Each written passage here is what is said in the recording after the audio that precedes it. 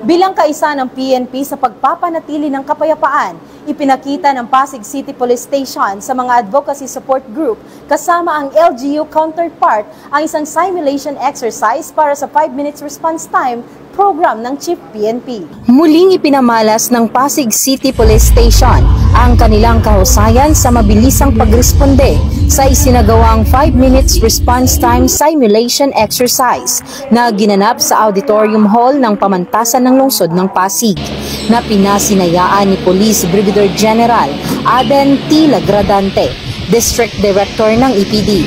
Ang nasabing programa ay suportado din ng lokal na pamahalaan ng Pasig at matagumpay na naipamalas ng kapulisan ang mabilis na aksyon. This is a program, of course, to raise awareness ng mga Pasigenyo about the program of our Chief PNP, which is the 5-minute response time.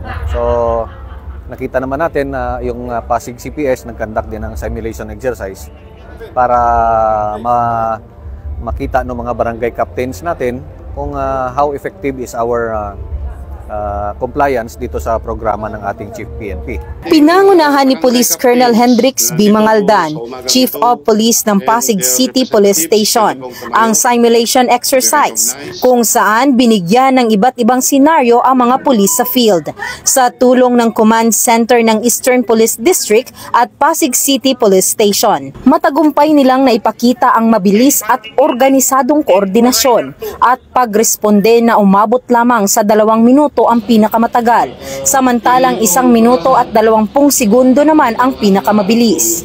It went very successful. Actually, lahat ng mga simulation exercise at hindi lang yung mga simulation exercise, kung hindi yung talagang actual na tawag galing sa 911 at sa ating mga hotline numbers ay inuorasan namin at nakikita namin talagang nabibit natin ng 3 minutes up to 5 minutes response time.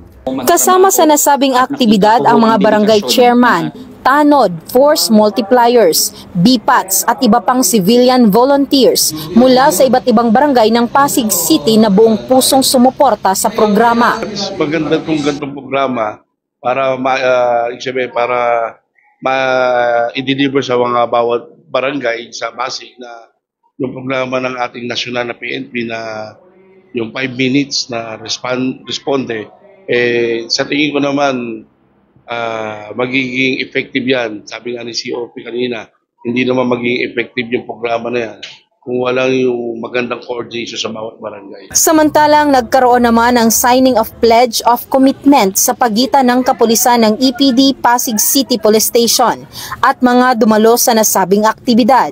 Ito ay nagpapatunay ng pagkakaisa ng pulisya at komunidad para sa isang ligtas, mapayapa at maunlad na bagong Pilipinas.